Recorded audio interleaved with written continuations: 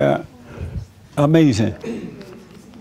Yeah. I was sitting over there just in case you needed a big, strong guy to stop someone from. Oh, cool. Yeah. We have one guy back there, You know. and he's bad. When you want something done right, you got to do it. He is super bad. He looks bad. You. So he may be skinny, but he's strong. He can kick and box you really fast. Keep my ears open. Yeah. Oh, so we're going to surprise you and start off on time today. Right, Joe? We hope so. We hope so?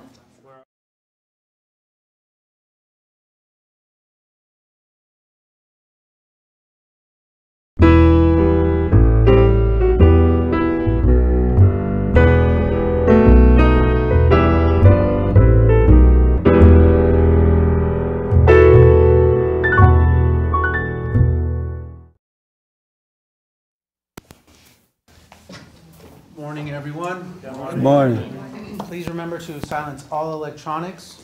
The bathroom is down the hall to the left. If the microphone comes to you, hold it about 6 inches from your face. All right, thank you, buddy.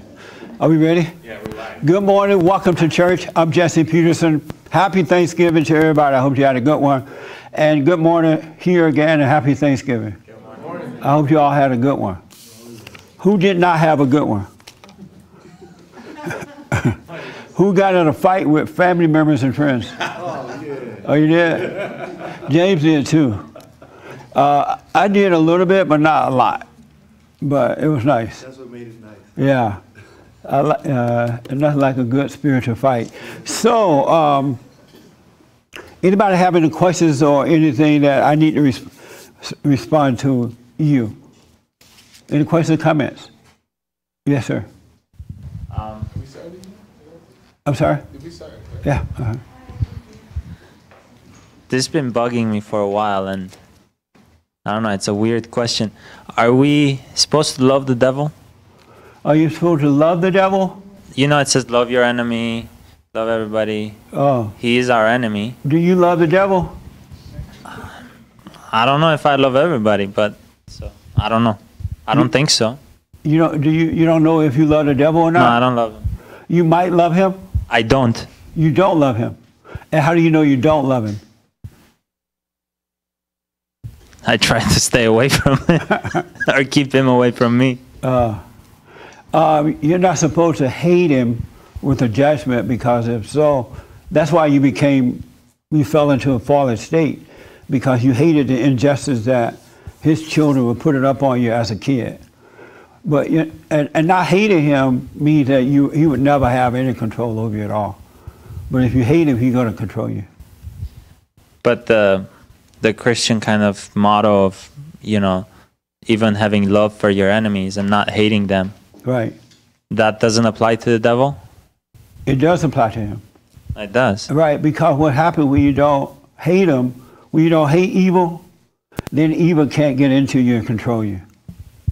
You have to discern it, but not hate it. And So evil wants you to hate it, because it understands that if it can get you to hate, then it can control you. Have you ever tried to make someone angry? Yeah. And why did you want to make them angry? I never really did it for the reason, but it throws them off balance. Right. Like subconsciously, You want to control them. it weakens them. Right. And so that's what evil does. So that's why you should hate it. Discern, but don't hate. All right? Okay. Any other question? Way in the back, and then there.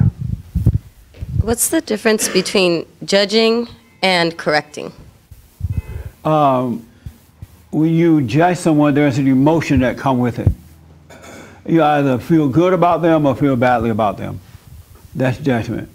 When you're just correcting them with perfect love, there is no feeling to it at all. Real love doesn't have a feeling. People who say, I'm in love, or I fell in love, what they're really saying that they fell into darkness. Because that's why love don't last. You know how you fall in love and then time goes by and now you don't love this person? and you want to break up, you want to separate because you never loved them, you hated them. But real love, there is no feeling to it at all. No thoughts, no feeling, nothing. You just live it. Isn't that amazing? Yeah. Yes, ma'am. Mine is more sensational. It's more what? My question is more sensational. Oh, okay. Were you surprised by the responses you got about your question about how people feel about black people? I'm going to get to that. Okay, I was wondering, so I was jumping ahead. I wasn't surprised at what they said, but I was surprised that they responded. A lot of people are afraid to respond, especially non-black folks. And what did you think about that? I was happy that you gave them a platform to feel safe to do so.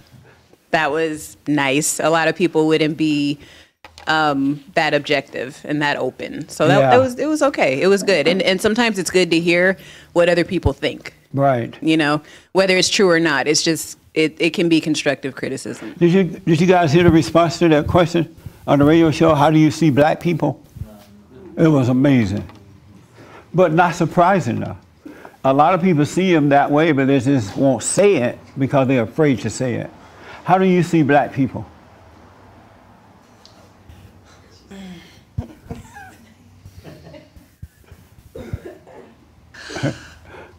The way you asked it, it makes it sound like they're other, like I'm not black, but Amazing. I would say on a grand scale that we do kind of have like a veil over our eyes, and even though we feel like we're the most discriminated against people, I think we're actually some of the most protected. And I think that if we were able to kind of just calm down a little bit, we could actually see that. And I don't think any of us want to go back to Africa. I could say that too. Like, I don't want to go. I like it here. I'm American. So. Yeah. But yeah, I mean, there's so much to say. I can't really put it into a single thought, to be honest with you. So if you and I were having coffee at a private place, and I would ask, how do you see black people? So pretend like no one is around but us. Here's some seats. Mary, those your friends that just came in? Yeah. Can they sit next to you? Do they mind? Do you like Mary enough to come sit next to her? We want to fill in the front so that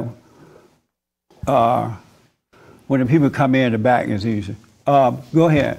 What would you say if we were talking in private? I would say that a lot of us are unjustly angry, particularly anybody that's maybe like under 50.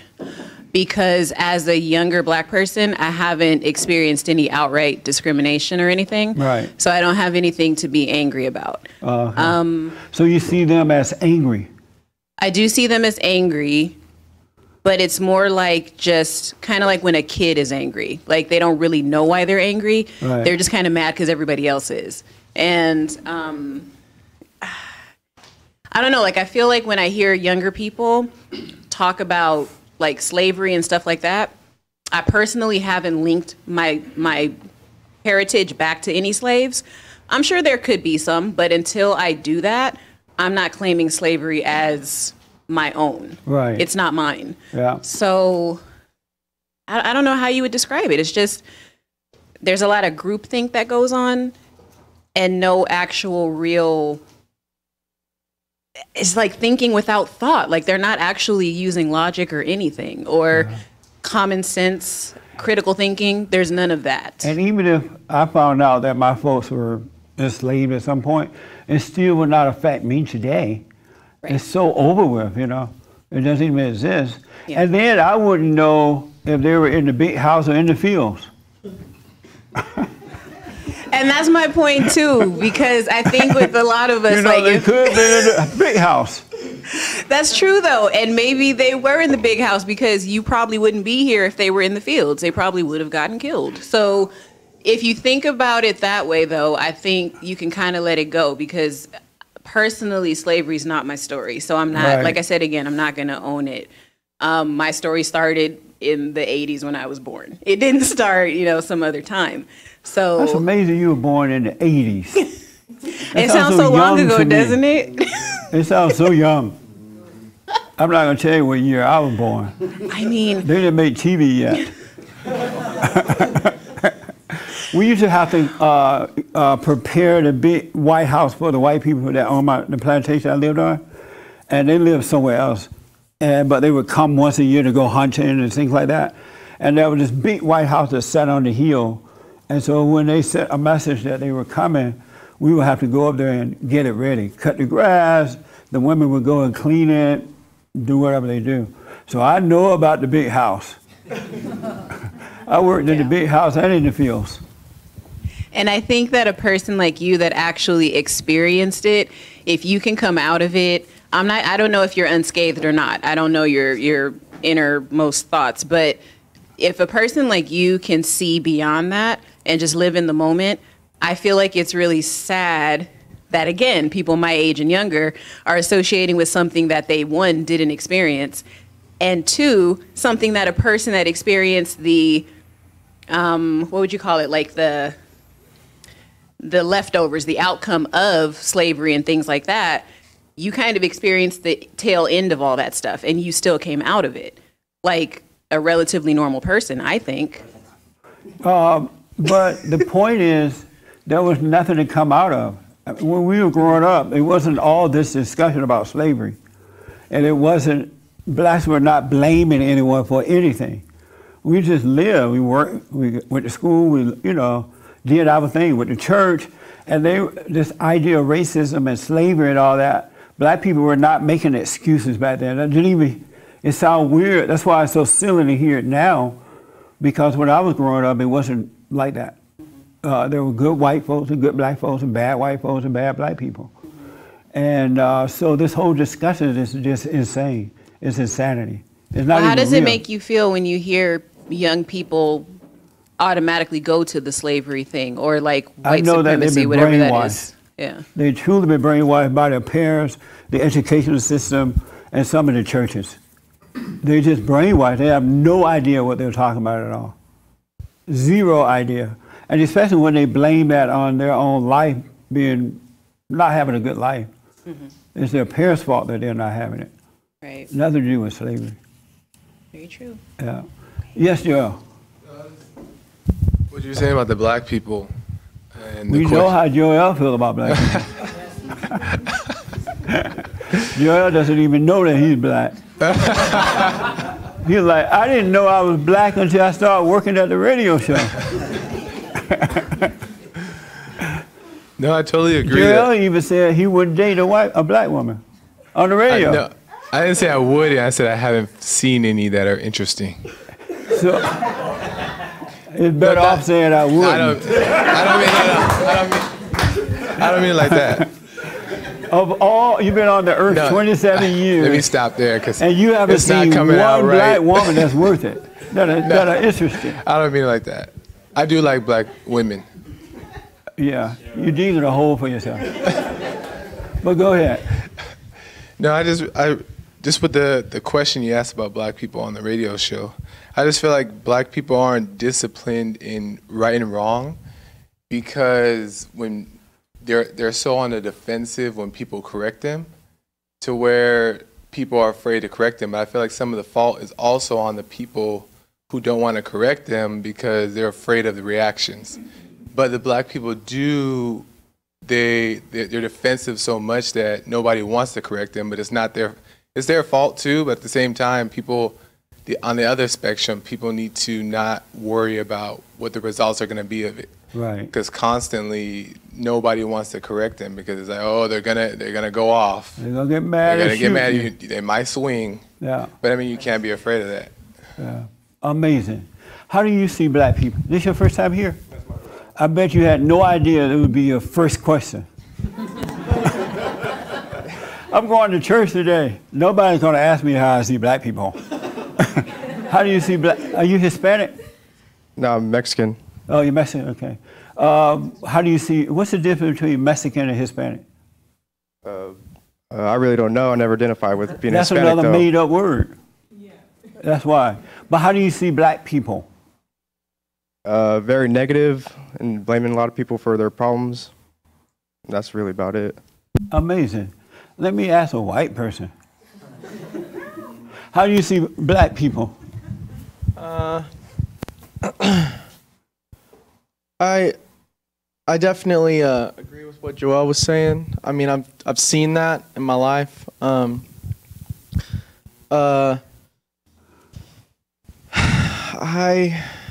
think that.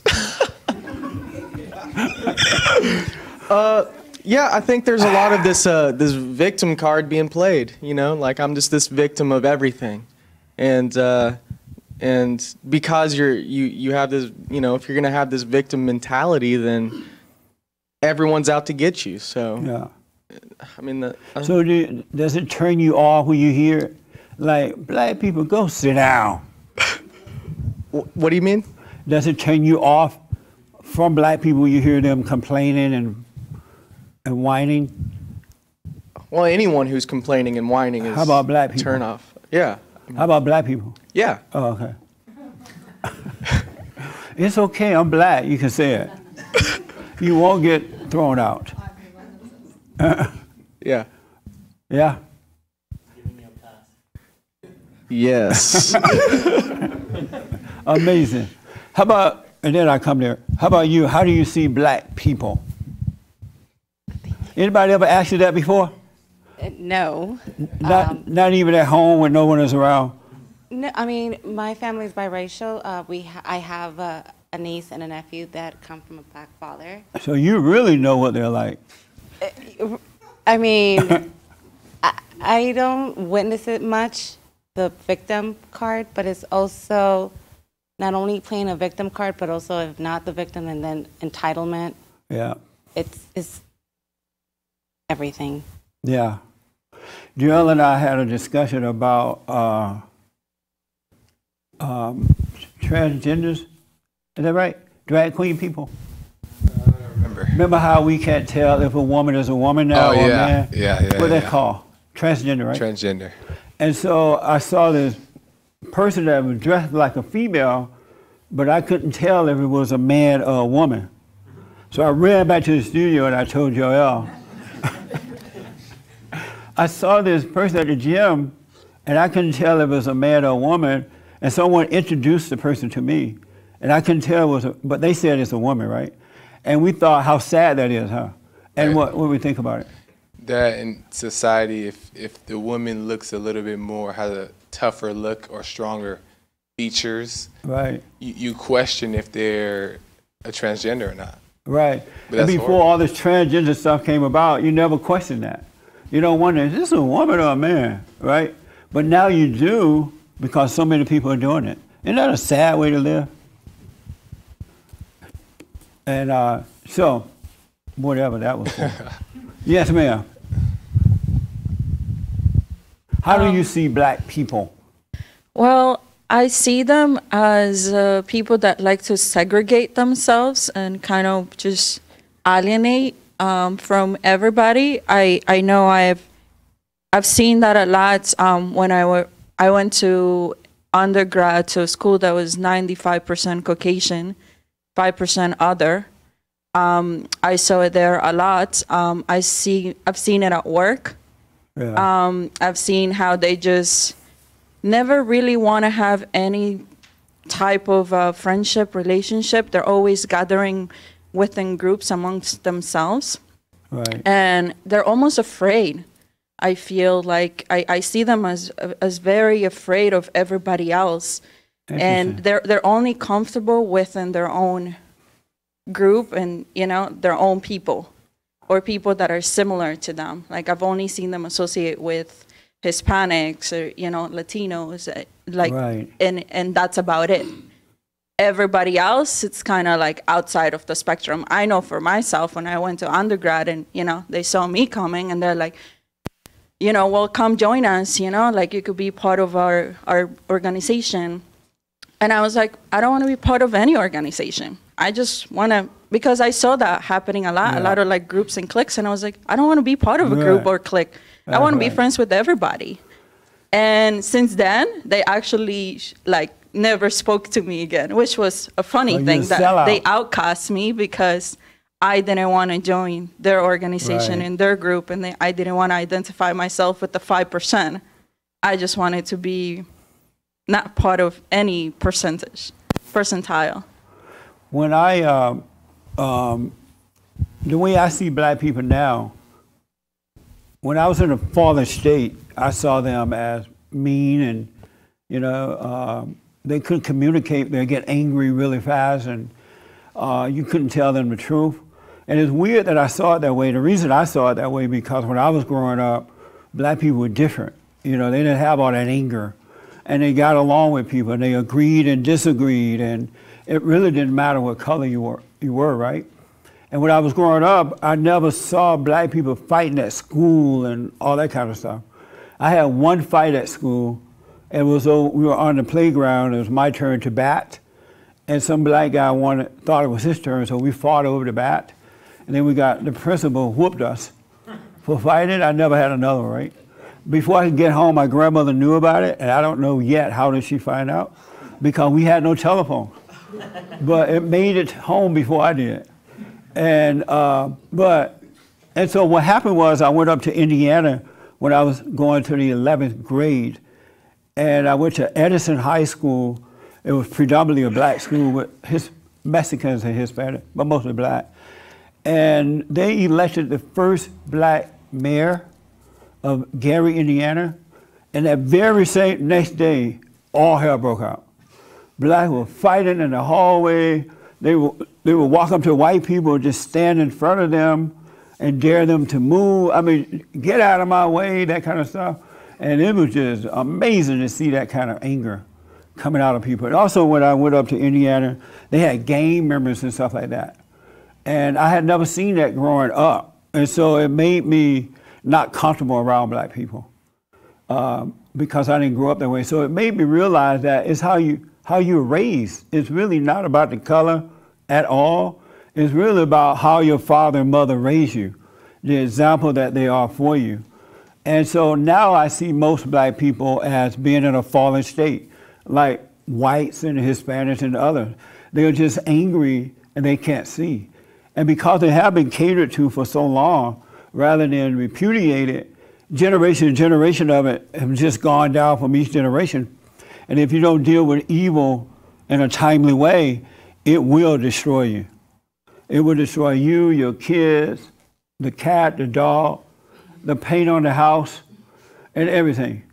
And so black people have not been corrected. And that's why when you correct them now, they react to it in such a hard way because they are not accustomed to people telling them that they're wrong. And it's not about racism. It's not about what color you are. It's really about character. Martin Luther King Jr. talked about it. He said it's about the character of the person, not the color. And blacks have lost their way. So, but now I see that they just can't see. And I've noticed that the blacks who admit that they're wrong, they wake up and they can see their whole personality and everything changes. So that's why we got to tell them the truth about themselves. We have to be honest with one another, really, especially if we are men and women of God. And if they don't like it, it's like with family members, let them yell and scream. Don't change the truth just because they don't like it. And that's what love is. And that's what that's how he operates with us. He tried to warn us with the truth, but if we don't like it, we don't accept it, he's like, okay, no problem. Go fall in the ditch and die. He's not going to force you to change. He's not going to force you to love him, but he tried to warn you along the way. Likewise, we have to do this with black people and women and the radical homosexuals and everybody. We got to tell them the truth because they literally cannot see. If they could see, they would do differently, but they cannot see. That makes sense? So that's how I see black people.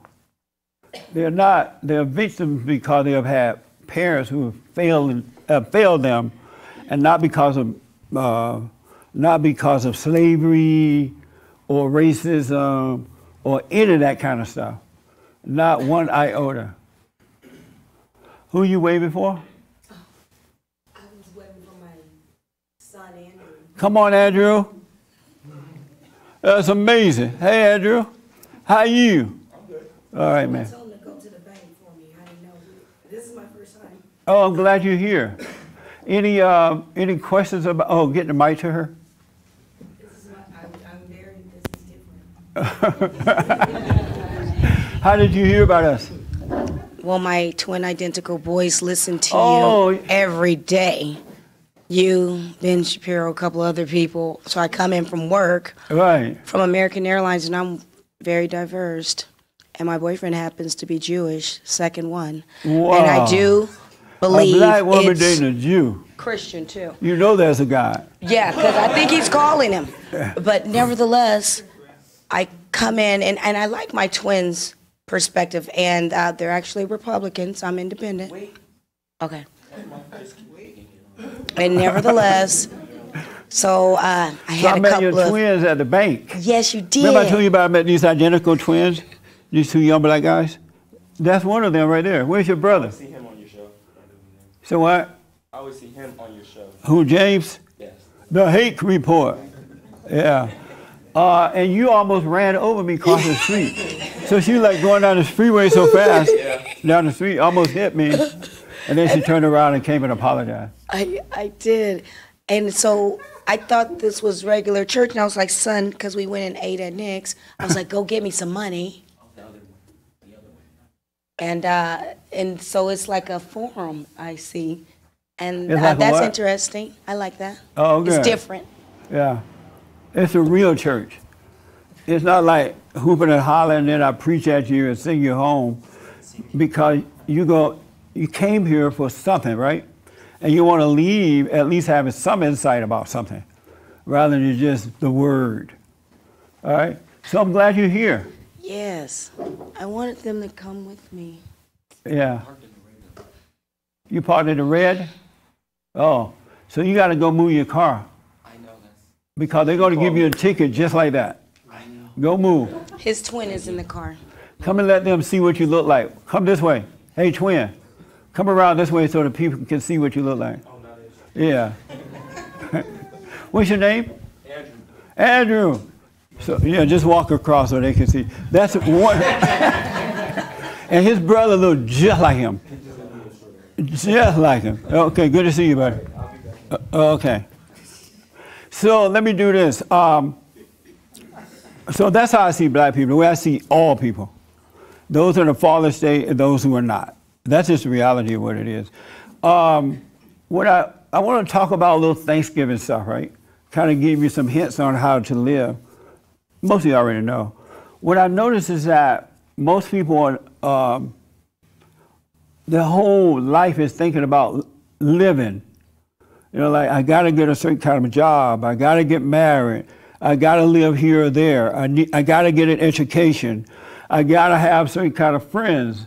I have to have a party. I have to be invited to certain places. Their whole life is. And then when they get one degree, they need another one. They get to AA, that's not enough. I got to get a bachelor degree. And then by the time you finish with that, you need a master's degree. Then you need a doctorate degree. It doesn't ever stop. And I'm thinking, this is so insane, right? And it's not the way that God wanted it to be. It's a horrible way of living. Can you imagine waking up every morning thinking about you got to get this, and if you don't, you're less than, or you're not going to make it? We've been lied to and told that unless we go to college, we're not going to make it in life. That somehow or another, I remember when they started that with the high school degree. They said if you don't get a high school degree, then you're not going to make it in life. You guys may be too young to remember that. And then once you got that, they said you need a college degree. And then it just went on and on until it's out of control. And when I realized you're being ripped off, they make you focus on all this knowledge and try to have a life. And so you end up in debt and you're still not free. And so I want to just kind of encourage you that, how many people know what I'm talking about? Isn't that a hard way to live? And then you get these degrees and you're so unhappy because you're so angry and worried about the job now. Will I get a job? And then will I get the right man or will I get the right woman? You're not living at all. You got to start living. And so you can relate to that, right? How did you become that way? In the back. Yeah. Me? Yeah. Is this your first time here? Yes. Oh, what's your name? Carol. Carol, thank you for coming. How did you become that way? Who taught you to be that way? Well, I was raised to be that way. By your parents? By my mom. Oh, I'm sorry. By my mother, yes. Yeah. And what would she tell you while growing up? Well, my mom was a single mother of 5. Yeah. So she didn't know any better. So she taught me what she knew. And so that's how I grew up. Yeah. And so you have a degree? No, I don't. But Oh, good. it was always instilled in me to to always work and make a certain amount of money. Oh. And always, when I get there, to always just work, and focus on the material things. Yeah. To gain respect, you know. So And have you done that? I did that. I did that for a very long time, and just about 2 years ago, I had to humble myself because I had lost everything, Yeah. and it brought me to where I am now. Right. And where are you now? At peace with myself. That's right. Yes. That's a very good point. Yeah. Do you live with your mother or Yes, near her? right now I'm with her. Yes. And why? Like I mentioned, I had to humble myself. I lost everything. Oh, you mean you lost all your stuff that you had Yeah, worked so because hard of the for? lifestyle I was living. Oh, okay. Yeah. How did you lose it? By messing around with the wrong people. Yeah. Yeah. Amazing. So what have you learned from all this? That just as easy as it comes, it can go. Be what now? As easy as it comes, it can go. Yeah. But anything else you learned from it, from going through that process? Spiritually? Yeah. Yeah, that if you don't do it the godly way, I mean the right way, That's it's right. not right. Yeah. So are you going to move out real soon? Yes. And don't take any more of her advice. No. No. Yeah, get out and live your life. Yes. Really. That is the plan. Because what it is, God doesn't want you hustling and bustling and trying to be something. Because the more you try to be something, the less you are. And the less you try to be something, the more you are. You become something or someone by not trying. He wants you to just be, just get up and live your life, do what's in front of you. Don't try to be like anyone else. Don't try to have as much as someone else have. Just be you. Just be. It's so weird, and weird in a good way. When you just be you, everything you want will come easier. It just open up for you. Your whole life starts to open up. And then you get things that you never imagined that you would receive in life. Because he's your father, and he will take care of you. But if you're hustling and bustling and trying to have it yourself, then Satan is your father. And Satan is stressing you out, and as soon as you get it, you're going to commit suicide. Because now that you got it, you got to work hard to keep it. You got to lie and steal and cheat and work overtime and undertime and around time. And then you got to try to impress everybody to make them think that you are important. That's a lot of work.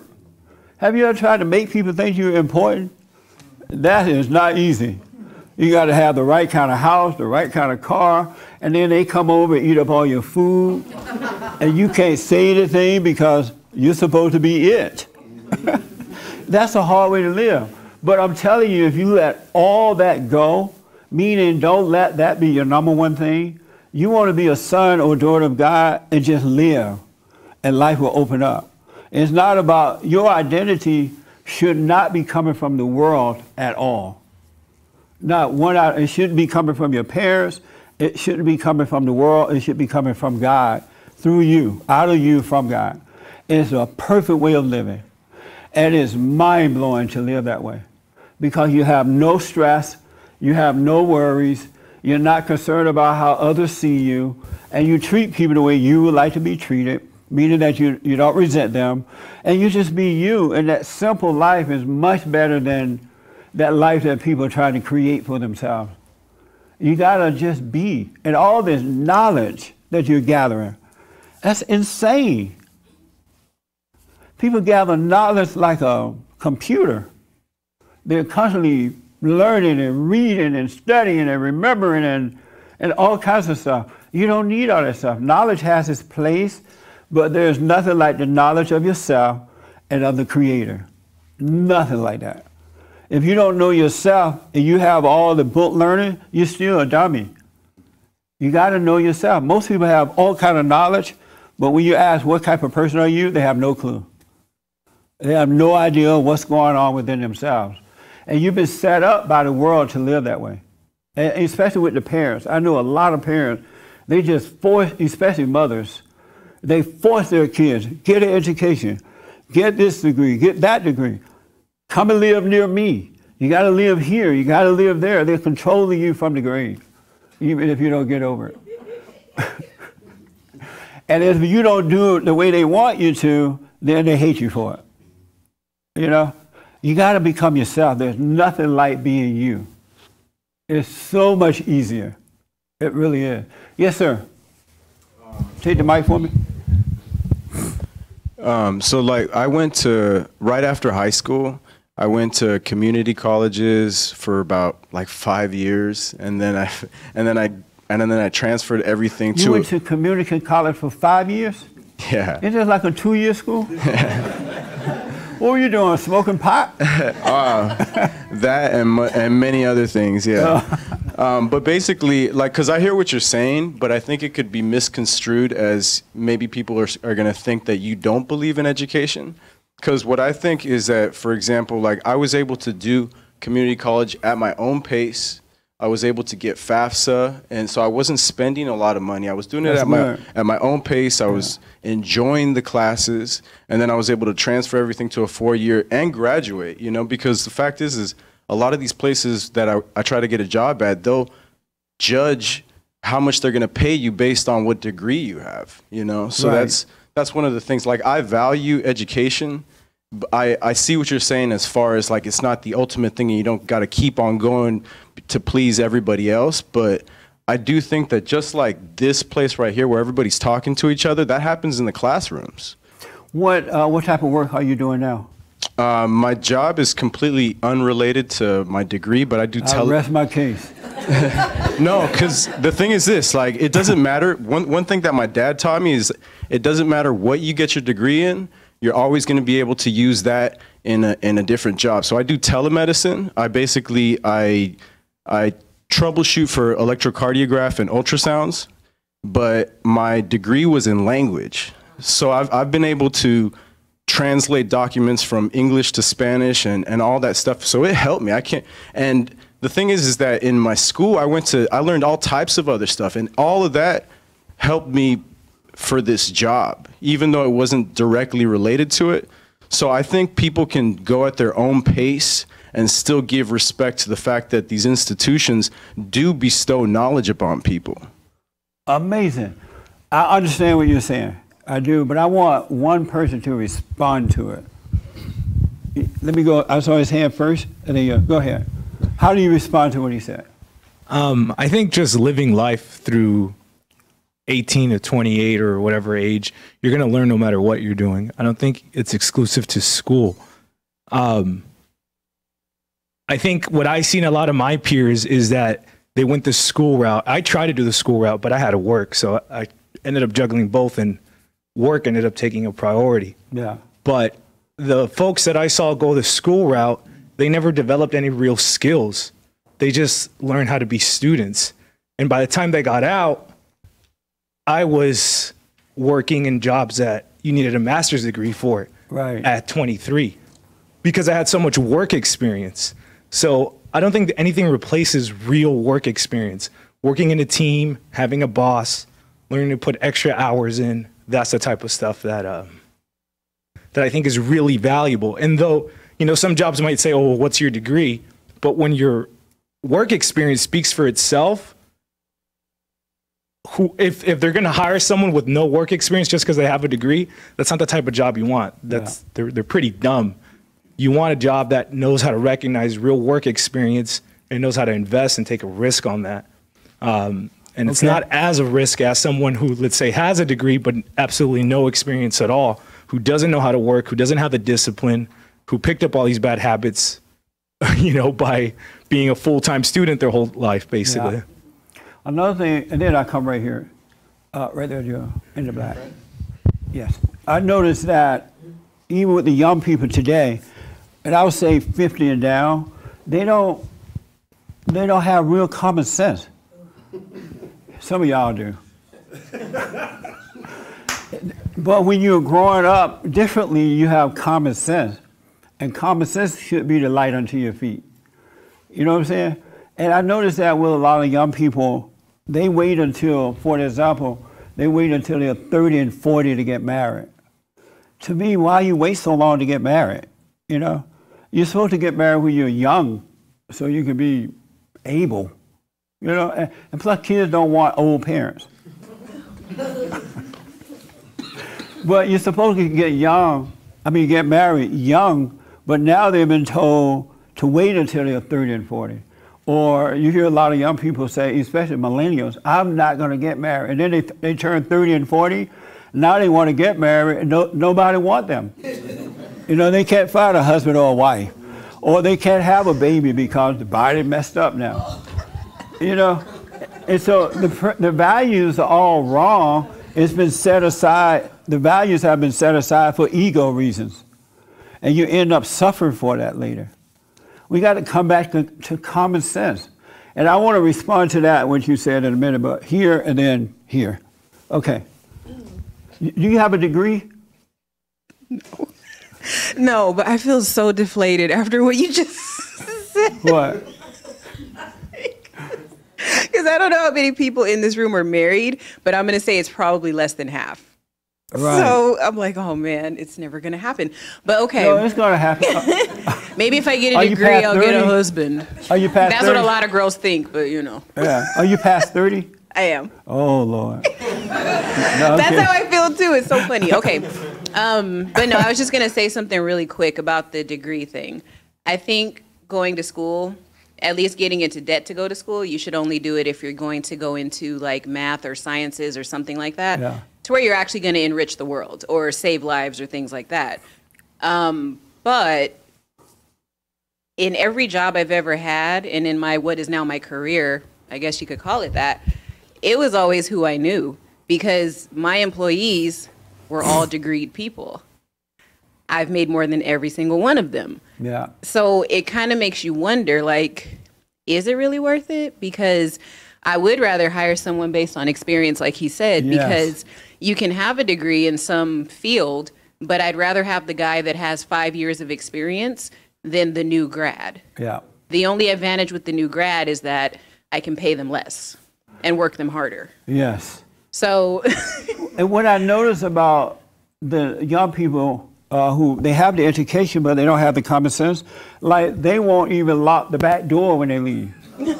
They're so unconscious. They'll walk out of a building and leave the door open. Have you ever seen that? It's the craziest thing. I'm like, how did you leave the door open? Oh, I wasn't thinking. How do you not think to lock a door? Lock your door. That's an amazing thing. But yeah, that's what I was going to say. And a lot of, especially here in Los Angeles, I find that it is really who you know. Because if I'm in an industry and I feel like I want to take a chance on a friend of a friend, Yeah. I can do that. I don't have to worry about whether or not you have a degree. It does weed out certain kinds of people, but to me, a degree mostly means that you know how to listen, you know how to take tests, you have a very good memory, and you would be easier, I think, to kind of come into the fold and follow directions than someone else with the experience, I guess, if that kind of makes sense. Because that's really all school teaches you is a lot of discipline, because the things that you learn, you can actually Google. If you really had, if you had a Yeah. list of things, you could learn it can learn online it. for free. Yeah. So That's amazing. Let me just say here real fast. Yes. Oh. You have a degree? Yeah, I do.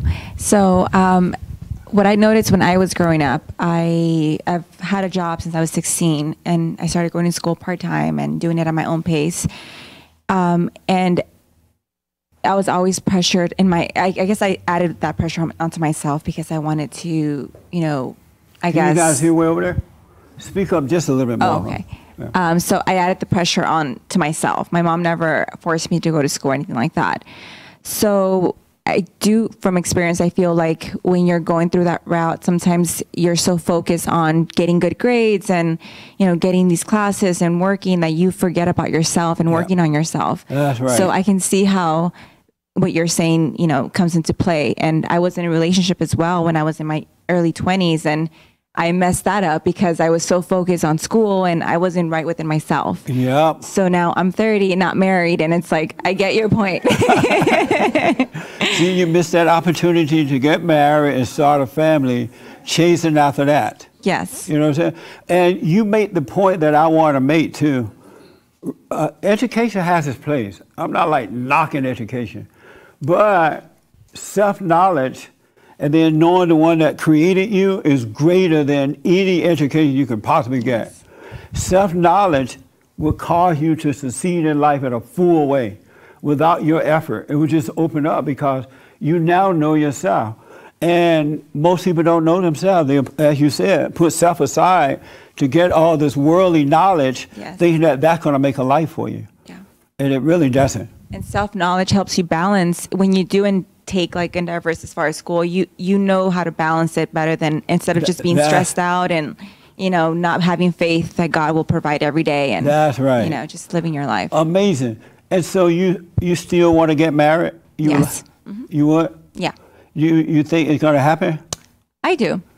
And why do you believe that? I believe that I don't know. I have faith that it's going to happen. But all the guys are beta males. Yes, it's true. Would you marry a beta male? No. See, so now you're awake. Yeah. And you're not going to fight a man. I know. They're all betas. Are you available, Jesse? No, we got some betas. She asked me if I was available. I'm too old for you. But there's some here in this room alone.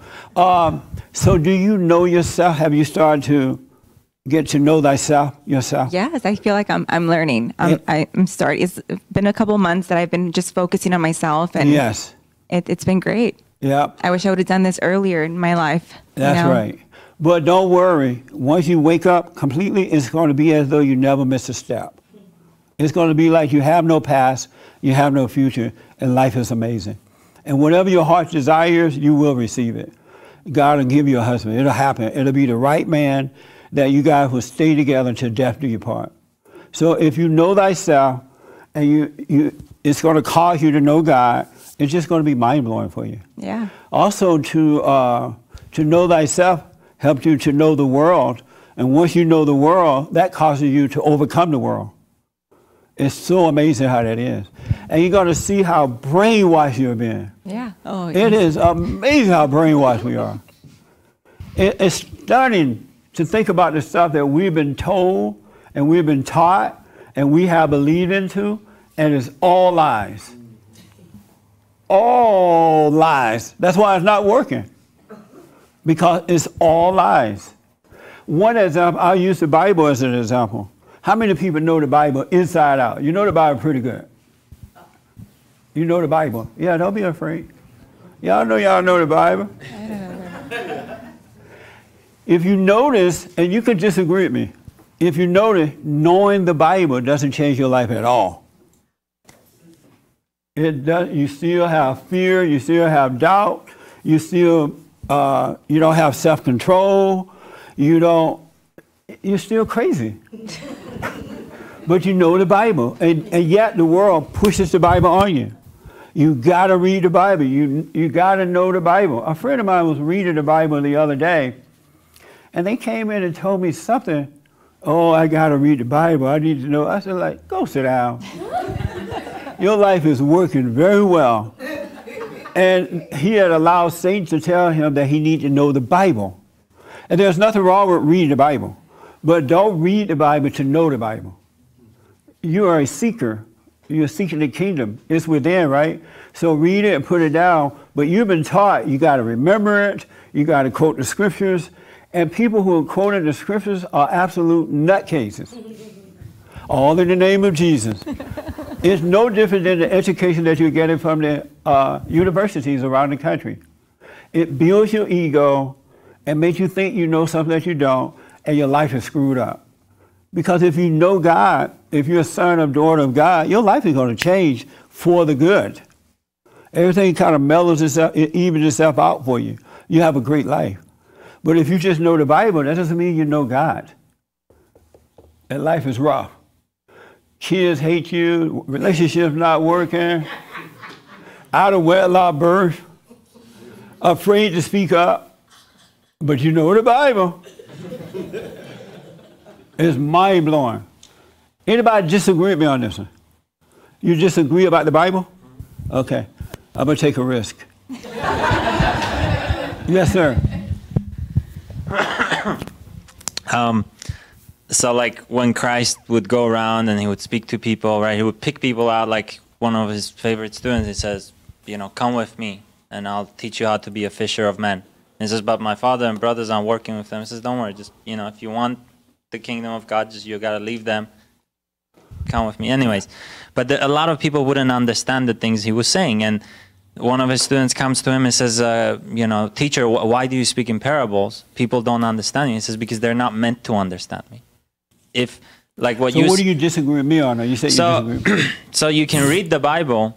I agree in part that just reading it isn't going to do it, because if you don't have the Word of God inside you, if you don't have that Holy Spirit kind of tapped you on the shoulder, I would have people come to me and say, I read the Bible, I don't understand it, help me. And I would try to help them. They still wouldn't understand. How do you disagree with me real fast?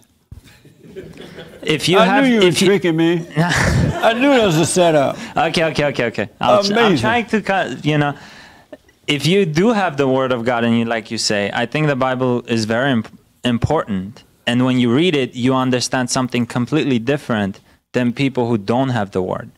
And they're trying to be, but they're never going to get there. People who don't know the Bible understand the Bible better than those who do know it. Yeah, that's I for agree sure. with. Because their egos have not been built up.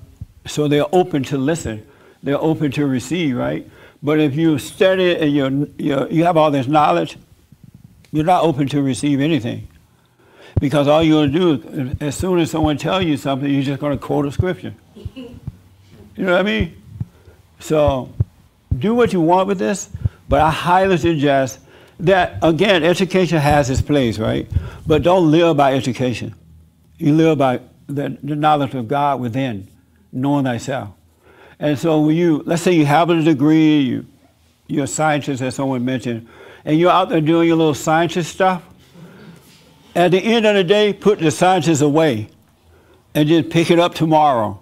But come back to yourself and live from that. Being a scientist is just a way to earn money. Because you could be a scientist and not know God, your life is screwed up.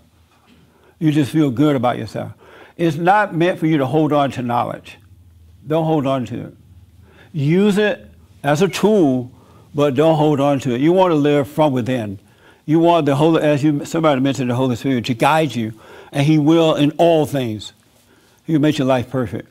All right? I want to do this real fast. I saw this young lady first, and then in the corner, you had your hand, right? Okay. And then here. Go ahead. Okay. So I wanted to speak about the education. I actually didn't, I finished 8th grade, and I didn't get the chance to finish high school or anything like that. Good. And I look at I'm so and proud actually, of you. 100% on You're that right. because normally when you say, oh, I finished high school, everybody go, yeah. Well, I think you're absolutely right on that, because one of the things I didn't experience is the high school clique, thing. Yes. Like when I hear about people and there's situations in high school, I didn't go to that. I didn't experience that. And when not recently, but in my later years of life, I ended up getting a position in a very good company, getting paid very, very well. And the reason why I got that position, I ended up being a director of operations for a national medical company. And the reason why I got that with no education, I'm sitting in a room with a bunch of VPs, all highly educated. And it's because, and I kind of attribute it to a couple of things. One, I was very organized. 2, I was fearless. Like what somebody would be afraid to do, I wasn't afraid to do. I was never afraid to make mistakes, because I already messed up by not finishing 8th grade. So I figured, what else, And so that's kind of my take on That's an amazing point. And You're we're absolutely cousins. right. That's what? We're cousins. Oh, hey, cuz. They're Right all on. at the extreme spectrum of things. I totally understand that.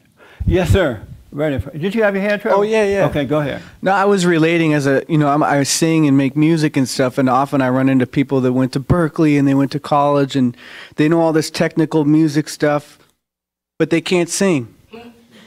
So I don't know, that's all I want. I just want to add to that. I relate to that because you could be, if you sing, if you just can sing naturally and you practice and you do it, then that's, it's the experience thing, and all right. I just think it leaks into every aspect of your life that whatever you do, you're going to do it.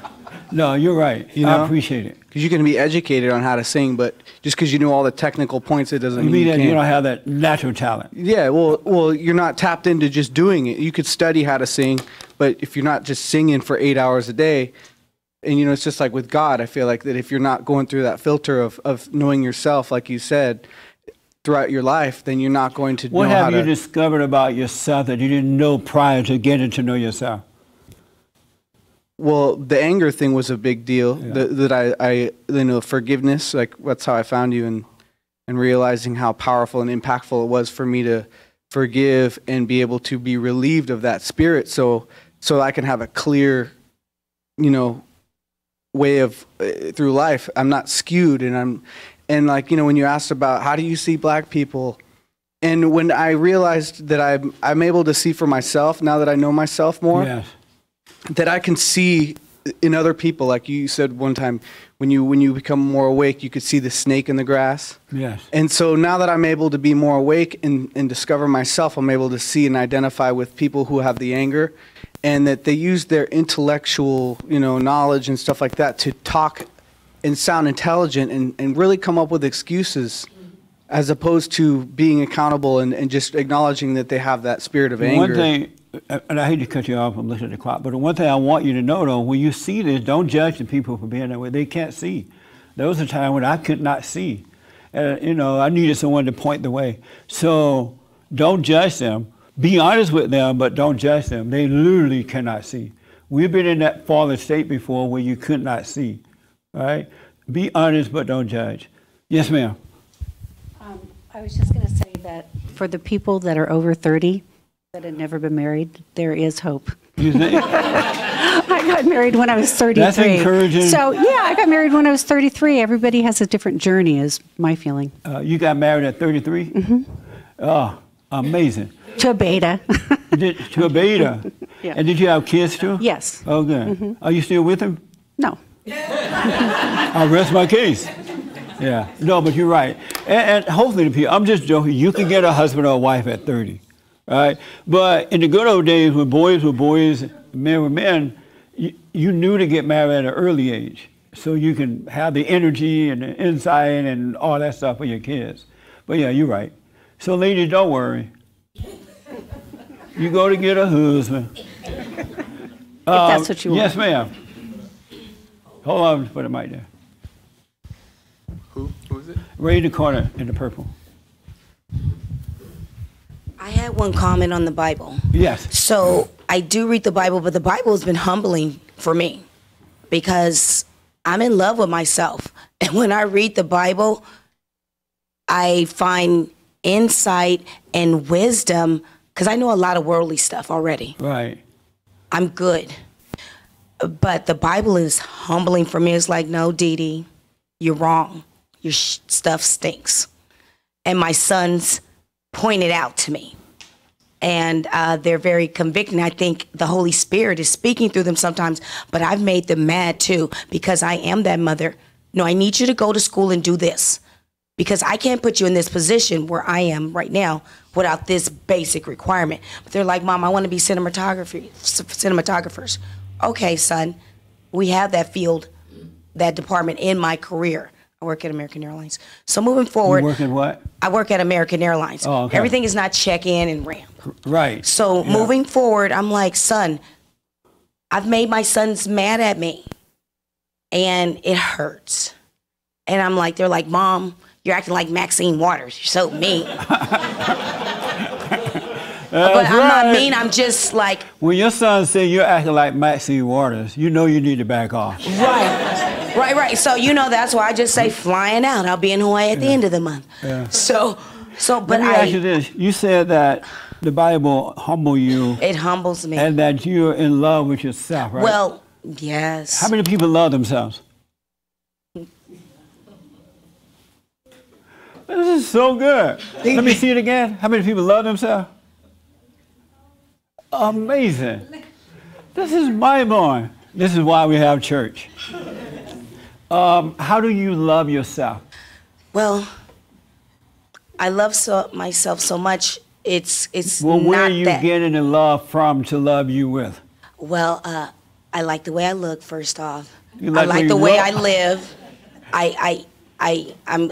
I live a healthy lifestyle, but this is my lifestyle and this is what I've chosen. But you smoke a lot of weed. I'm not gonna. You smoke pot? I used to. Amazing. And kids don't do what I did too, so don't worry about it. Yeah, kids don't do what you tell them to do. They do what they see. And so now I'm like, twin, you know. They smoke pot? Yeah, don't say anything because they don't. I talk The too twins much. are smoking pot. Like mother, like son. See, so I can't, so I'm like trying to fall back. And time you gotta is let not go. guaranteed. Are they 18 now, right? They're 19. Leave They're them- living a good life too on my salary. You got to stop it.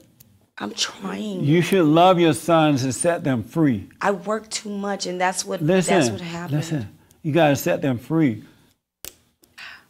I just don't want. I see where they want to go, No. and it could be so much easier if you just go this direction. No, God.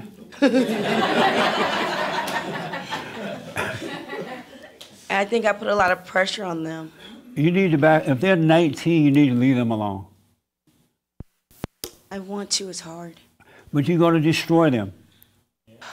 You're going to turn them into beta males. And they're already fighting for their lives right now. They're telling you to back off. Why not just back off? They're grown adults now. But time, I don't want them to waste time. But you're killing them.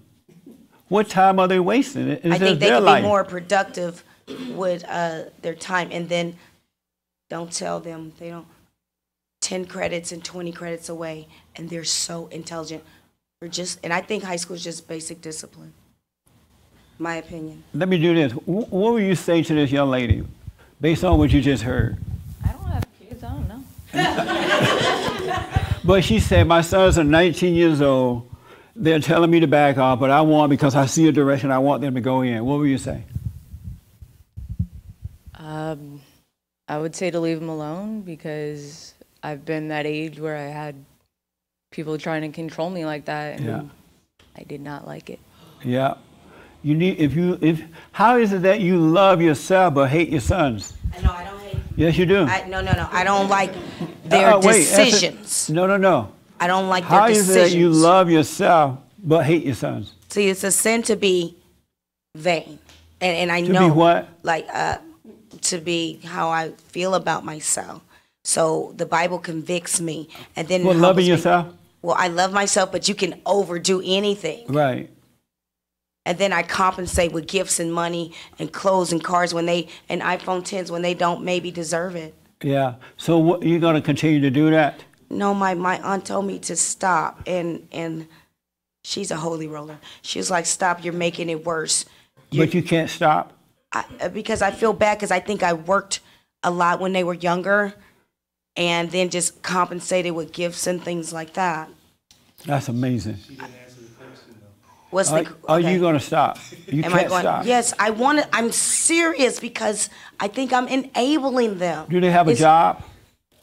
They have a little job. What would you say to her? I'm going to let one other lady try to help you, then I'm going to put a man on you. What would you say to her? Oh, I saw your hand. I'm sorry. No, go ahead. Leave them alone. Yeah. They need to be able to, I mean, it's like a bird, okay? You're the mother bird. Kick them out of the nest Yes. while you are alive and well and can undergird them when they fall flat on their face. If they They're come going to be you and okay. ask They you- won't learn anything with you hovering and gifting, and they won't be strong men at all.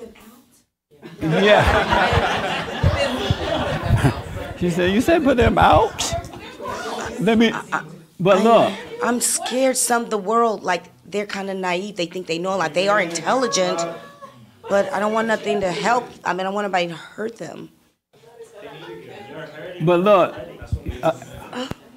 This young lady way in the back. Yeah, right there, Mark. Well, that was tough. I'm with her actually. That's why I wanted to speak Okay. about that. All right. I have an 18-year-old too, and it's a boy. I have a 22-year-old girl, so I'm just. Are they both living? Hold on, Yes, Mary. they are both at home.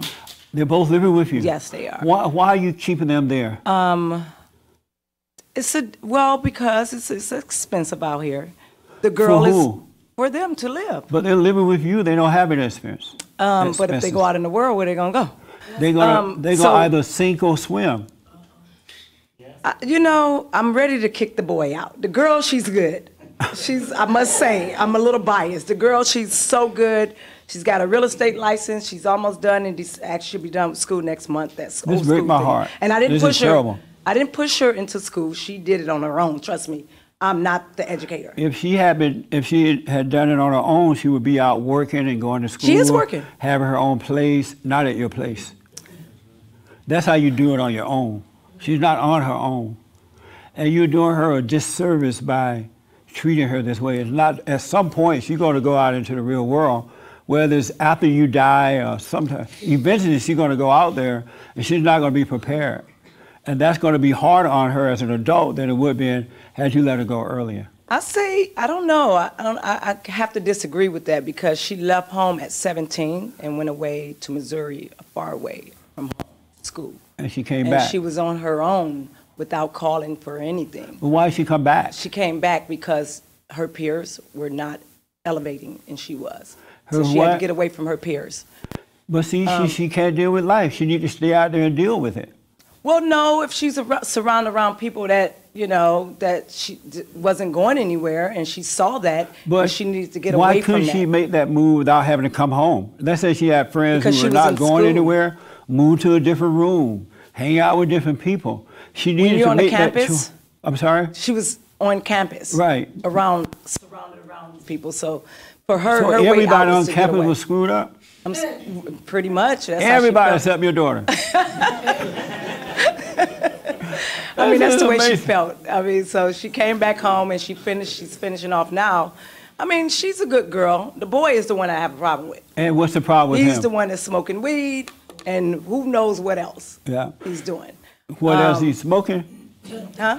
He may be smoking something other than weed too? Something?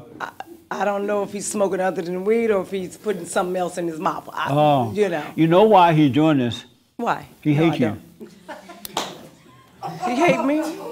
He hates you because you Or won't himself. No, he might hate himself too, but he hates you first. Okay. Then he hates himself because he's a man now and can't have a life. He's not creating a life for himself. And so he blames you for that. And he I blames believe himself that. for that because he feels worthless. Mhm. And so he's smoking this pot to escape. And because you have been unfair to him. You have not shown love, you've shown hate to him. In what ways? By not setting him free, making him go out and training him to work, be independent, and at 18, he got to go. And you have not done that. I'm counseling with people in their 50s and 60s. I haven't right done now. that. You're right. Absolutely. I haven't kicked him out. He's 18 and he's still home. And Yeah, he's but working a if you little want job. him, you got to let him go. Because he's going to hate you for it. The longer he stays there, the worse he's going to get. And you ought to blame. I agree. I blame myself. I mean, I'm definitely, I agree with that. Yeah, so let him yeah. go then. Say, hey, son, I'm sorry for not But being right When with you you. say let him go, you let him go where? Wherever he goes. It just say get out? The West Like, Hell. Just get out? Yes. Oh my gosh, okay. I'm passing by. Listen, no, but listen first. Let me tell you this way. okay. You apologize for the way you've treated him. Mm-hmm. And then give him a month or two to find a job. Okay. Say, look, in the beginning of the year, February, you got to have a job and be out of here.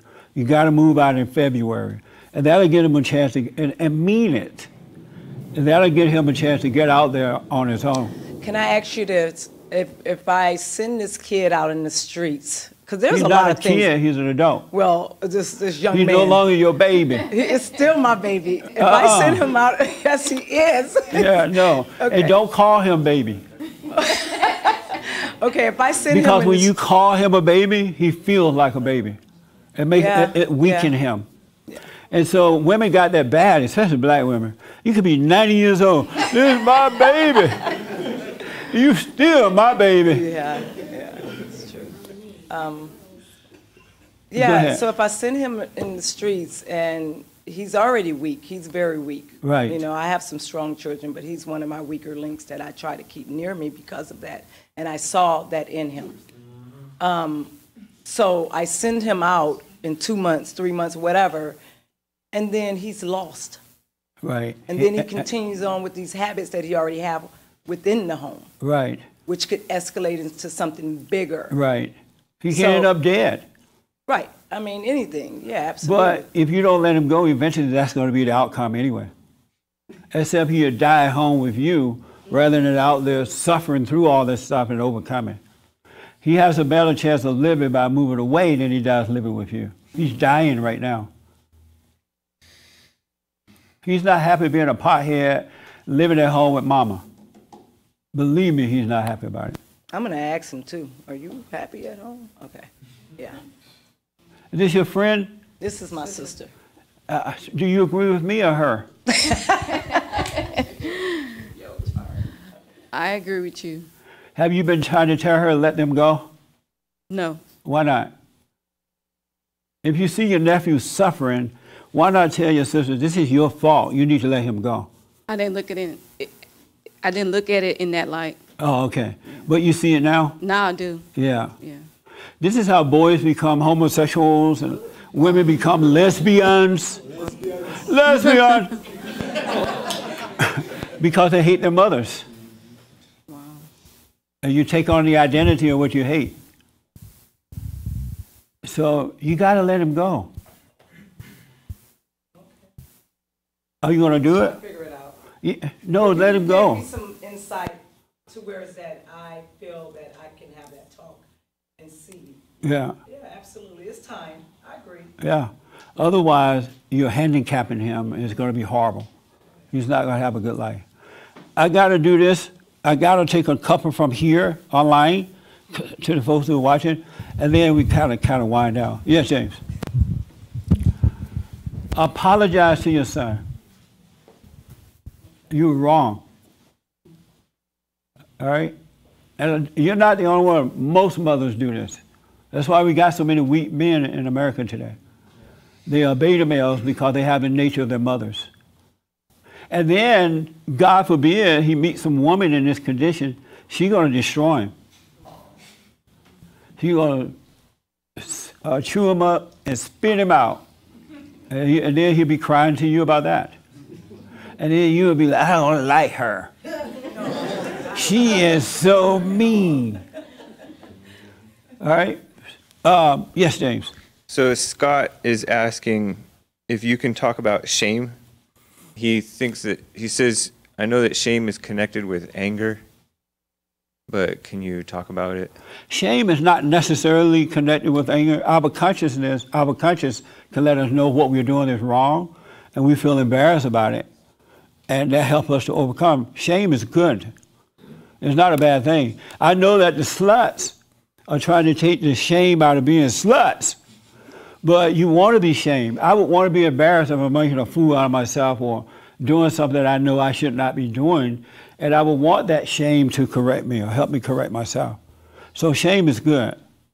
The problem now, they're taking shame away from us. It should be embarrassing.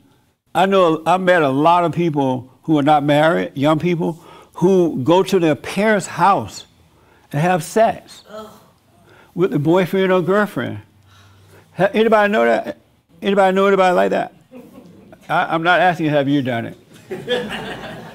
But that should be an embarrassment to not be married and take this person you're dating to your parents' house, go in the bedroom, and have sex? Should that be like embarrassing? I would have never thought of doing that. I didn't even want my parents to know I was having sex. But there's no more shame in that. I know guys who are living with their girlfriend who live with her parents. But that's what we're getting to when you take shame out of it. Yes, James. Mikey says he forgave his mother and father. He's 22 years old. He's financially independent, but his family resists him moving out by guilt and emotional control. Yeah. And sound like somebody I know. So what's your name? What is it? Yafatya. Sound like Yafatya. So he's doing the silent prayer twice a day. Should he leave and just not feel bad? Yes. Yes, yes, yes. Your family don't love you. It's about them and not about you. Get out of there immediately. Don't even wait to pray. Just leave. Get out of there. I'm serious. That's very, and move far away. Where's he at? Where is he located? I forget. I don't know if he. If you're in Louisiana, move to New York somewhere. But get away from your parents and your family. I'm telling you, do not live around them. You're not going to have a life.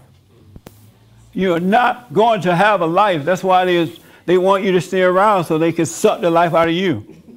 Make you feel guilty, take all your money, come over your house for every holiday, just drive you nuts.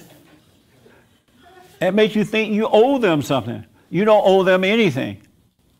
Nothing. You didn't tell them to have you. You know what I'm saying? You didn't call down from heaven, hey, why don't you make me? So leave and get far away, right away. Last quick one. Advice for young men looking for women to marry but can't find any women worthy of being mothers. He knows online is a no. Stop looking. Don't look for it. Women, don't look for a man, and men, don't look for a woman.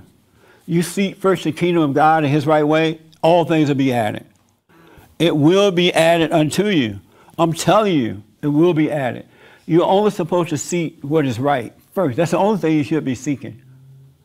Seek the kingdom of God within, and all things will be added. Peace, your talent will come out, your everything. It really will. Last quick one. Why do most men hate women? Because they hate their mothers. Most men hate their mothers. And you become attracted to what you hate, and you become, and these men who hate their mother, they have a woman's mindset. They have their mother's mind and her emotions, because it's abnormal for men to be emotional. Any man that is emotional is a beta male. He's a woman. How many guys are emotional? Only one honest one now, after I said that, right?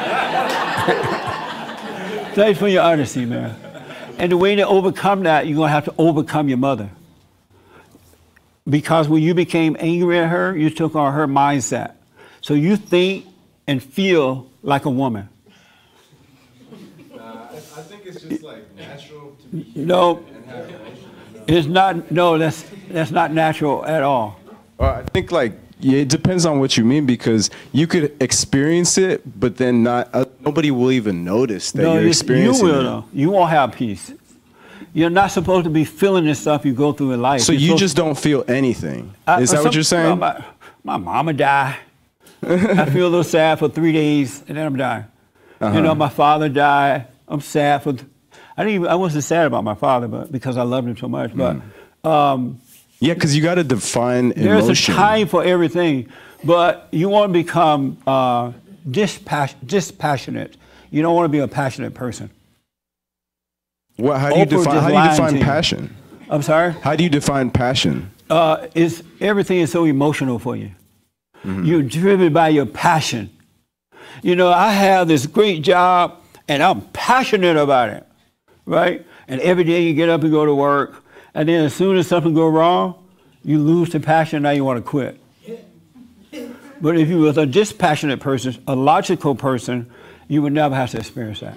Well, don't you ever get joy and then experience it and like enjoy yourself in a moment? I have it all the time. Okay. Because I have perfect peace. Joy comes and goes, but peace lasts through all things all the time. You want peace, you don't want joy. So you're basically saying don't let emotion cloud logic. Well, you can't help it unless you're born again.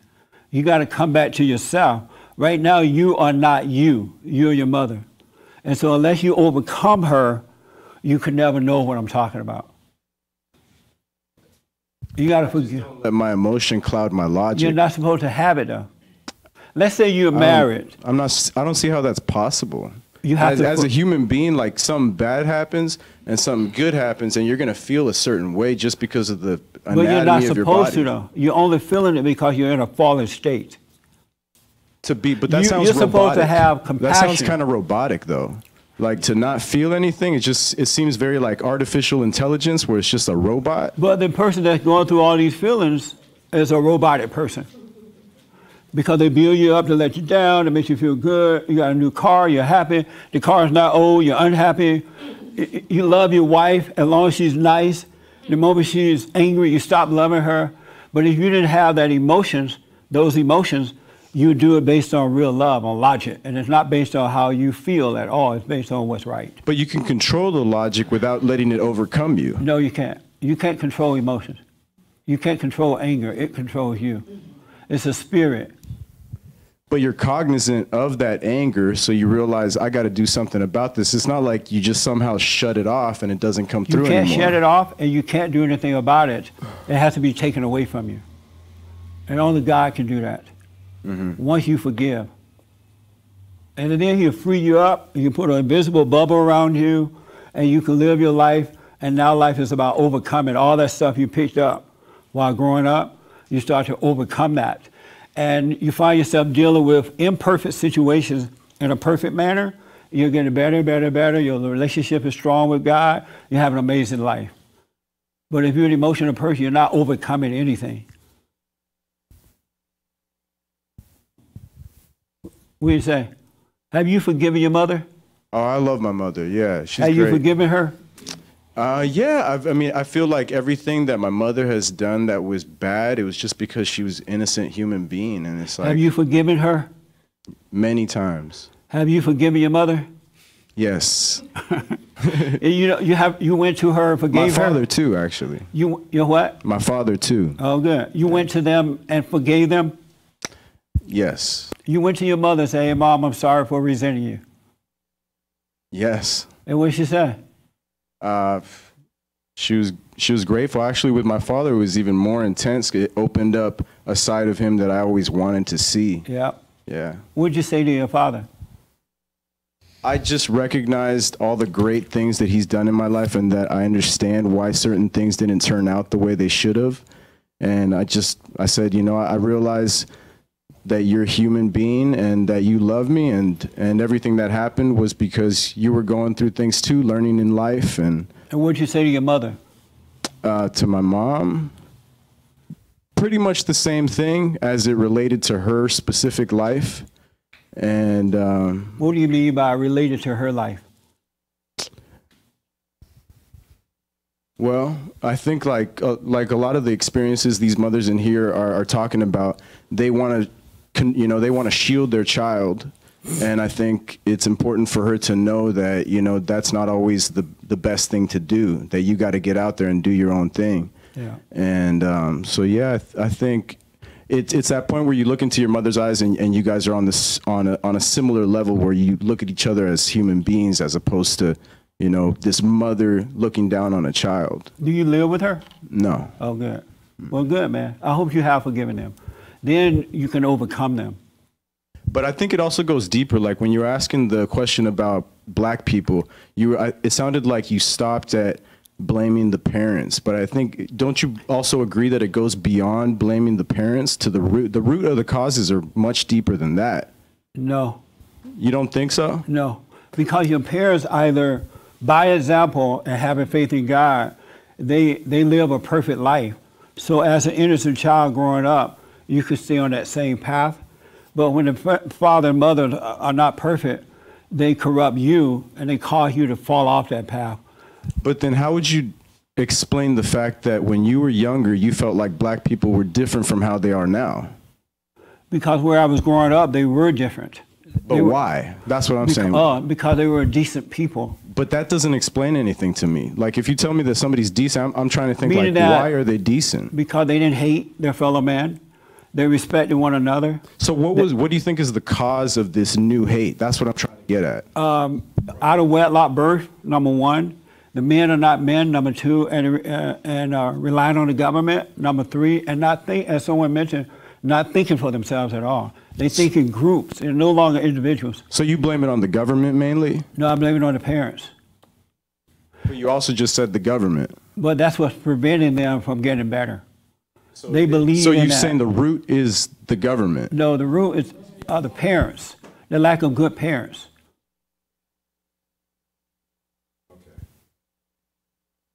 And so when you're weak like that, then the world will come in and overtake you. They'll use you. The world will use you because you're weak. But if you're not weak, they can't use you. So the parents cause their kids to become weak. Okay. I guess I'm still confused about root versus like parent and the government relationship. Like which one you feel like the parent comes first, but not Yes. the government. Right. If you have good parents, perfect parents raise perfect children. Imperfect parents raise imperfect children. And then when you're out there, you have the world coming in and seducing you. You need more of this, or you can't make it because of this, or you can't make it because of that. You can't make it because you're black. You can't make it because you're a woman. You can't make it because you're homosexual. The world come in and lie to you in order to control you. But the fact that like the welfare state doesn't incentivize a mother to marry a father, you don't think that has anything to do with it, or you do? Yeah, that has something to do with it, but if she had good parents, she would never look to the government. She can resist the seduction. I see what you're saying. Yeah. That makes sense? Yeah. Okay. Good question, man. Are you married? No. You been married? No. You ever dated? Yes. And how did that go for you? Great, terrible, and sometimes in the middle. Oh, okay. All right, we want to get you where it's great all the time. All right? So let me do this. I got to ask my friend a question here. This your first time here? Yeah, it's my first time. Any questions for me or anything? No, I'm just observing right now. Yeah. And how you found us online? Yeah, YouTube. Did you go and forgive your parents? Yeah, I forgive them. Did you go and forgive them? Yeah. You went to them? Yeah. And what happened? It was funny. I was watching you. My mom did exactly what you said. She got all emotional, started crying, saying she's this and that. And I just looked at her and was like, well, you know, I'm not mad at you for any of that. I didn't give in to any of that stuff. It's just, so it is what it is. And I still see it going on with my brother and the grandkids. Yeah. Don't leave your kids at home with your mama.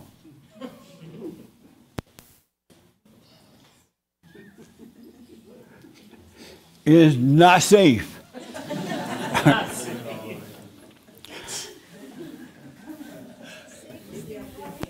It's not safe. And then if mama comes to your house while you're having a baby, as soon as you have that baby, send mama home.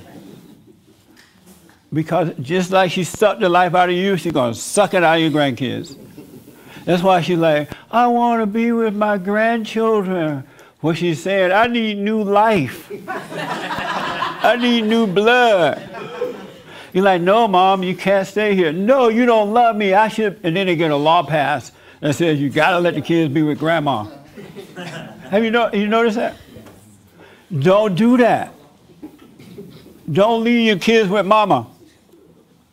All right, ladies? Because the ladies really got that bad. Well, she's my mother. She's going to suck the life out of your kids.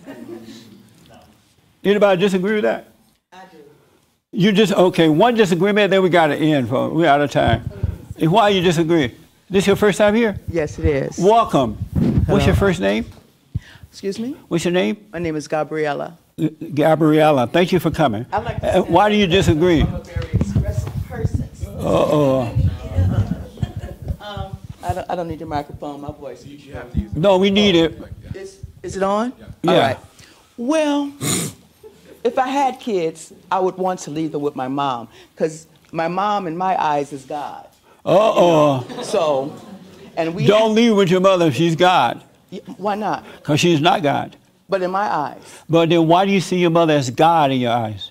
Well, that's my own personal reference, and that's just how I feel. But why do you feel that way? What is it about her? Because it's my truth. It's my truth. What is it about her that made you think she is God? Well, for one thing, she birthed me, so therefore I came through her canal. But that's a punishment. It's not a. Why would Birth that be a for punishment? a woman is a punishment. That's not a punishment. Yes, it is.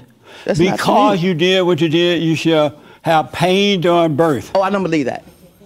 You don't believe that? at Are all. you a Christian? No, I'm not. Oh. Love is my religion. Who? Love is my religion. Oh. So I'm not a Christian. I'm not a this. I'm not a that. Your mother I'm never just made any mistake with you? Of course she made mistakes because she was a spirit having a human experience. And so Does that just comes God natural. make mistakes? What God are you talking about? Because there's so many. No, there's only so one. many. There's only one. So which one are you talking about? Your mama God. I'm talking about the real God. Does the real God make mistakes? Well, my mother is my God, so therefore, you know, my mind is not going to change in this 5 minutes. No, I'm not trying to change That's my it. perspective, Yeah. and I'm sticking with it. You live with her? No, she's passed on. Oh, man. She's passed on. So she's controlling you from the grave? No, she's not. Yes, she is. No, she's not. Yes, she is. Well, then if she is, control on, mama. See that? Control on, mama. And Because you- I'm doing real good. So if she's controlling me from the astral plane, the non-physical, then control on. Oh, Obviously, we came into agreement with that before we came here. So if that's her choice to control me, here I am. Control on. Amazing. Control on. You have kids? No, I don't. Don't have any? Why not? Why would you say because that? you're going to screw them up. Why would you say that? Because your mind is messed up. In your opinion, my mind is messed up? No, not in my opinion. It's a fact. Well, why would you say it's a fact? I'm so curious to that because Number it's one. so critical and judgmental of you to profess when you don't even know me that my mind is messed up. I'm confused. Please enlighten me. Anyone that think their mama is God is messed up. Well, Number one, anyone who thinks you said something about all these other guys and your truth is messed up. In your opinion? There's no such In your thing as opinion? your truth. In your opinion? No. And whose opinion? It's facts. But who opinions matters? It's though? fact. No, Who opinion matters? come a dime a dozen. Who opinion matters? Listen. Only mine. No. Only mine. You don't have an opinion. Okay. You're influenced by your father, the devil. I don't believe in the devil. Yeah, whether you believe in him or not, I do he's not your believe in daddy. the devil. You want to ask me what I believe I don't in? need you. I believe in me, No. not the devil. No. See, people get that confused. No, you believe in Satan. I don't believe in Satan. Yes, you do. I don't. Satan is your daddy. No, he's not. Yes, he is. Maybe he's your daddy. Satan, your daddy. Maybe he's your daddy. I gotta leave. I gotta end. But he's not mine. Well, thank you. How did you find us? Spirit led me here. Which one? It doesn't matter. It doesn't matter. Just know that I'm here. Okay, I'm glad you came. I am too. Yeah. It's probably be my last time, but I'm glad I came. No, come back. No. Because I have to feel like I've learned something and been enlightened. Well, you just learned that Satan is your daddy. You just learned. Yes, you. Well, I have learned something. I know where That my Satan spirit is your daddy. I have And your learned mama something. ain't God. I've learned where my spirit is welcome and flowing, harmonious, and where it's all backed up against the wall and stuff right here. And I feel backed up. Do you and watch Oprah? No, I don't. Oh, but thank you for coming. I got it. You're welcome. You're welcome. Yeah, but come back and bring your mama. She's here. She's here. I knew it. I told you she's controlling you from the grave. I said I welcome you. Amazing. You understand? I'm glad you came though. The only reason I'm rushing, I'm so overtime right now. My family is here though. Who's your family? Wow, nice family. Did you know that she thought she think her mother's God? Absolutely. And you still friends with her? No, I'm kidding. No, you're not. Yeah, I am. It's all good. I got friends who are misguided. But just have a seat for a minute. Let me wind this down. Okay. No, I'm glad she's your friend. I am too. Let me do this. So, don't mama her. She done went over there and gave her some mama love. Let her feel the pain. She tipped over there and hugged her, taking her pain away from her. So let me do this. I have some more I want to talk about. One thing I want to talk about is, and I'm not going to get into it today. I hear that people, experts, are encouraging other people to grieve. You have not grieved the fact that you don't have love growing up, or you haven't grieved this or that, all right? I want to talk about that hopefully next Sunday. How many of you grieve over things? Thank you for your honesty. You too? Everybody else won't tell the truth now because they don't know which way to go with this. But I want to talk to you next week about that. Number one, again, education has its place, but you're not supposed to live by education. You're supposed to live by faith. Only live by faith, all right? Not education is just a tool. And you can do better by not, and I'm not encouraging you not to go to school, but you'll do better by knowing yourself, knowing the Creator, and just working every day, managing your life, saving your money, investing your money, just doing your talent. It'll be so amazing. And you have less debt. But if you are educated, nothing wrong with it, just don't live by it. Use it as a tool and put it away.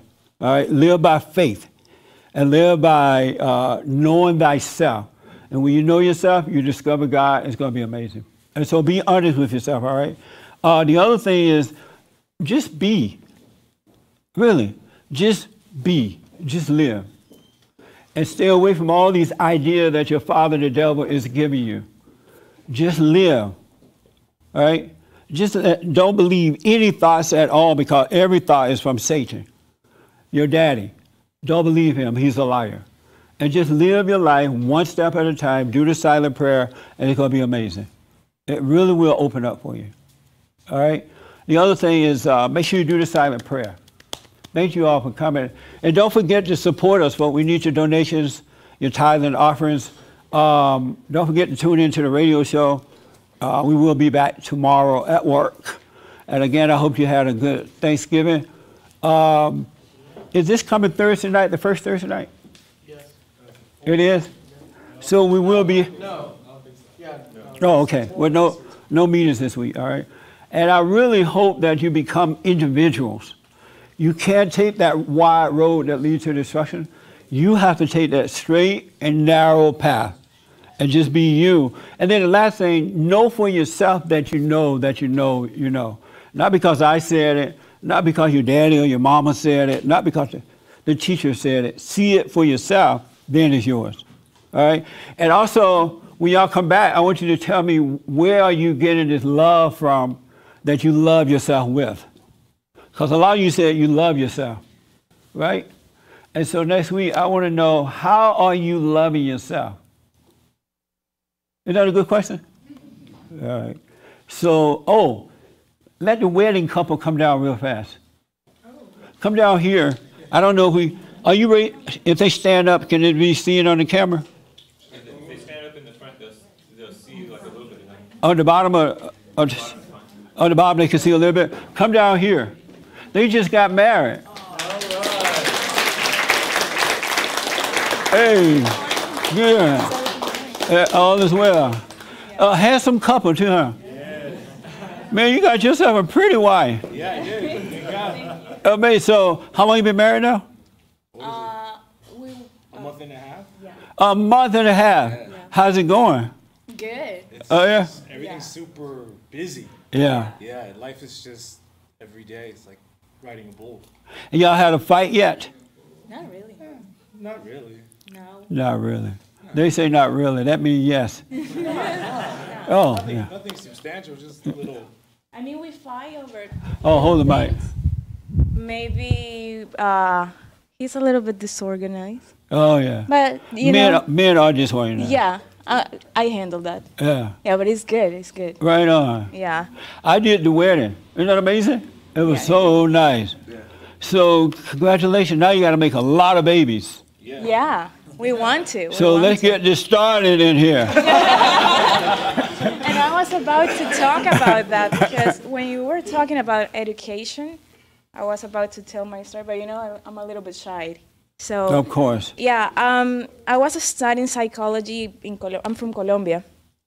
3 years, right? Right. And I don't know, time was going by, and that doesn't make sense. It doesn't make sense for me, this psychology thing. And then he appears out of nowhere. God sent him to me, and all the things that I really wanted in my life became true. I really wanted to, be a good wife and have children, and he I don't know. It just came along. And I dropped the school, I dropped psychology, and I'm glad that I did it because it wasn't working for me. Yeah. And, there's nothing wrong with education, as you say, Right. but they didn't teach me how to be a good wife in college. They didn't teach me how to cook or how to iron? Iron? Yeah, they don't teach us. And they're going to hate you for saying that. Yeah, I think. So they didn't teach me all that, and I was like, no, I don't want this. I want to be a homemaker. Yeah, I want to be a homemaker. And life teach me that now that I'm married, so, and I'm 24, so there is hope for all the young ladies there. She's not 30. I'm 30. He is. Nice age. Yeah. Well, congratulations, guys. Thank you. I just wanted the world to see you. Yeah. All right, thank you.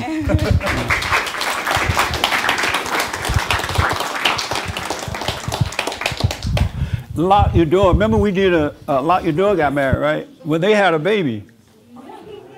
So I think the bread was already in the oven.